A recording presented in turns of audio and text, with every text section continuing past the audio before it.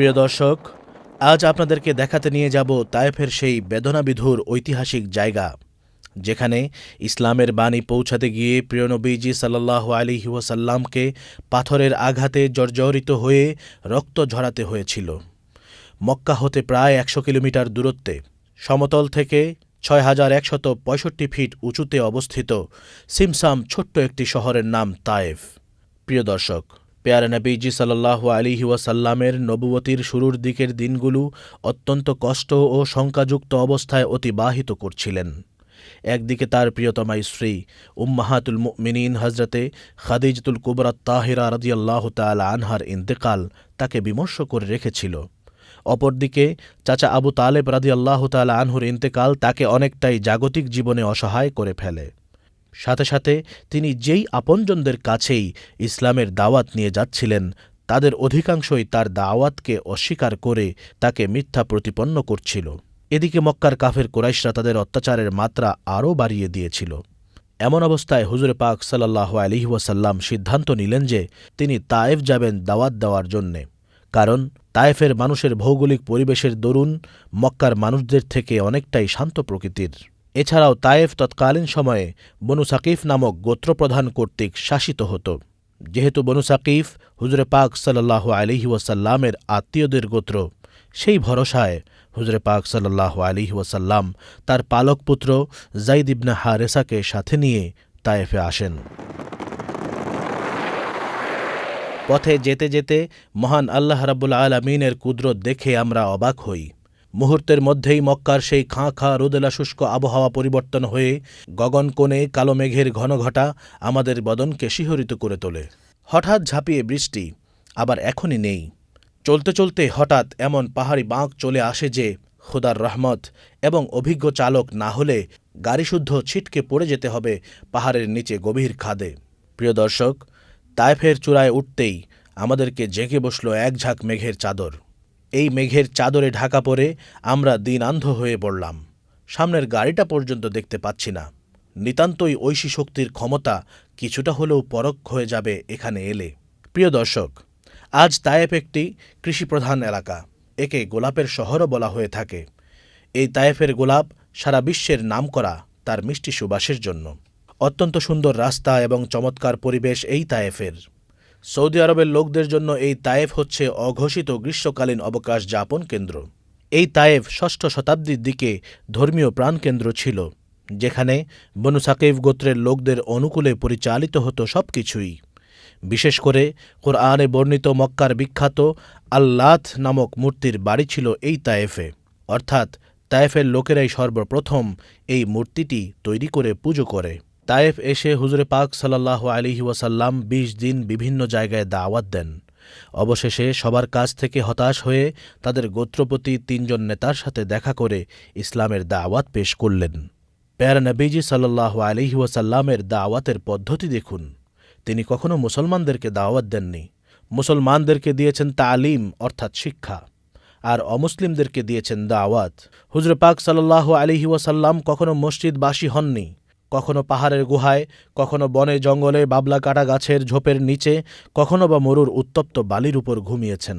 কেউ হালাল কিছু দিলে তা হাদিয়া হিসাবে গ্রহণ করেছেন সানন্দে, আর তা না হলে দোজাহানের বাদশাহ সাধারণ শ্রমিকের ন্যায় মানুষের কাজ করে দিয়ে তার বিনিময় নিয়ে দিন গুজরান করেছেন।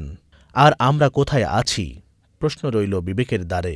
প্রিয় দর্শক, প্যারা নবীজি সাল্লাল্লাহু আলাইহি ওয়াসাল্লাম তায়েফের নেতাদের মাঝে আবদি ইয়ালিল, মাসউদ ও হাবিবের কাছে দাওয়াত দিতে গেলেন এবং বললেন, আমি ইসলামের কাজে আপনাদের সহযোগিতা পাওয়ার আশায় এখানে এসেছি। সেই সাথে আমার কওমের যারা আমার বিরোধিতা করছে তাদের মোকাবিলায় আমি আপনাদের সাহায্য সহযোগিতাও কামনা করি। রাসূল পাক সাল্লাল্লাহু আলাইহি ওয়াসাল্লামের বক্তব্য শোনার পর তারা তো দাওয়াত গ্রহণ করলই না, বরং হুজুর আকরাম সাল্লাল্লাহু আলাইহি ওয়াসাল্লামকে যথেষ্ট অপমান করে বিদায় দিল। হুজুর সাল্লাল্লাহু আলাইহি ওয়াসাল্লাম বিদায়ের পূর্বে তাদের প্রতি একটি অনুরোধ রাখলেন, তা হল, তোমরা অন্তত আমার এখানে আসার কথাটা গোপন রাখো, প্রচার করো না। তাদেরকে এই ব্যাপারে অনুরোধ করার মূল কারণ ছিল কুরাইশগণ এটি জানলে তাদের বিরোধিতা আরও বাড়িয়ে দেবে। কিন্তু তায়েফের ওই পাষণ্ড নেতারা সেই অনুরোধটুকুও রাখল না। তারা ভেবেছিল প্যার নবীজি সাল্লাল্লাহু আলাইহি ওয়াসাল্লামের নূরানি চেহারা মোবারক দেখে তার মুখের সুন্দর কথা শুনে যুবসমাজ তার প্রতি আকৃষ্ট হয়ে যেতে পারে। এই ভয়ে তারা একটি নোংরা কৌশল অবলম্বন করে যাতে নবীজি সাল্লাল্লাহু আলাইহি ওয়াসাল্লামের কথা শোনার সুযোগ কারো জন্যই না হতে পারে। আর তা হল তায়েফের কিশোর এবং ছোট ছোট ছেলেমেয়েদেরকে লেলিয়ে দিল এবং তারা ধারালো পাথর দিয়ে নবীজি সাল্লাল্লাহু আলাইহি ওয়াসাল্লামকে রক্তাক্ত করেছিল। প্রিয় দর্শক, এই আমার পাশে দেখতে পাচ্ছেন যেই মসজিদটি, এটি আসলে একটা মসজিদের ভাঙা দেয়ালের একটি অংশ। এই অংশটি শুধুমাত্র একটি অংশ যে তাই নয়, এটি একটা বিশাল ইতিহাসের সাক্ষী। এটি একটি অত্যন্ত বেদনাদায়ক, অত্যন্ত কান্না জড়িত ইতিহাসের একটি সাক্ষী হয়ে এই দেয়ালটি আমাদের সাথে কথা বলছে। এটি হচ্ছে সেই মসজিদ, যে মসজিদটি আল্লাহ রসুল সাল্লাল্লাহু আলাইহি ওয়াসাল্লাম যখন এই তায়েফের জমিনে ইসলাম এর দাওয়াত দেওয়ার জন্য মানুষের দ্বারে দ্বারে ঘুরলেন, ইসলাম কবুল করবে মানুষ তার দূরের কথা, উল্টো আল্লাহ রসুলকে তারা পাথর মেরে জখম করলো। হুজুরের পা মোবারক থেকে রক্ত ঝরে তার জুতা মোবারক পায়ের সাথে আটকে গেল। সেই জায়গায় একটা খ্রিস্টান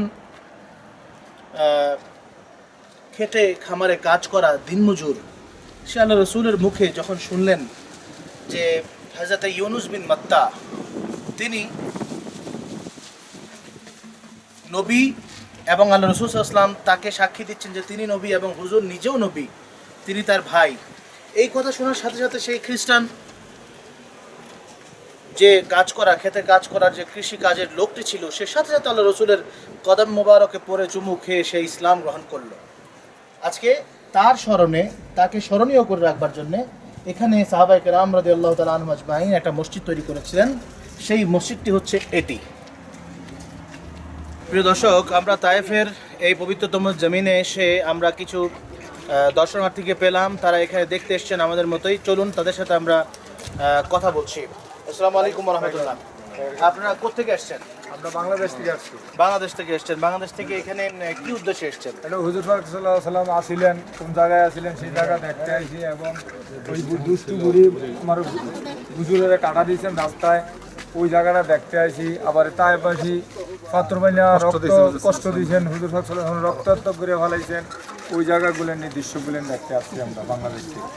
মাশাআল্লাহ, আপনারা এই যে জায়গাগুলো দেখলেন, এই জায়গাগুলো দেখার মাধ্যমে আপনাদের কি হাসিল হলো, কি উদ্দেশ্যে আপনারা এখানে এসেছেন? আমাদের সেটা মনে কি হয় হাসিল হলো? যে হুজুরের যে কষ্টগুলো হয়েছে সেটা আমার অন্তরে কষ্ট লাগে। মানে আল্লাহ রাসূলের কষ্টে যে আপনারা কষ্ট আমরা কষ্ট পাচ্ছেন, তার প্রতি একটা মহব্বতের দৃষ্টিকোণ থেকে এই জিনিসটা আপনাদের ভেতর থেকে এসেছে।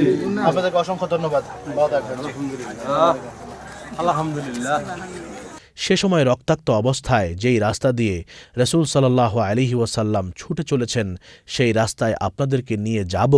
তবে তার আগে হুজুরে পাক সাল্লাল্লাহু আলাইহি ওয়াসাল্লাম যেই জায়গাটিতে নামাজ পড়তেন, সেখানে একটি মসজিদ রয়েছে, সেই মসজিদটি দেখিয়ে নিয়ে যাই।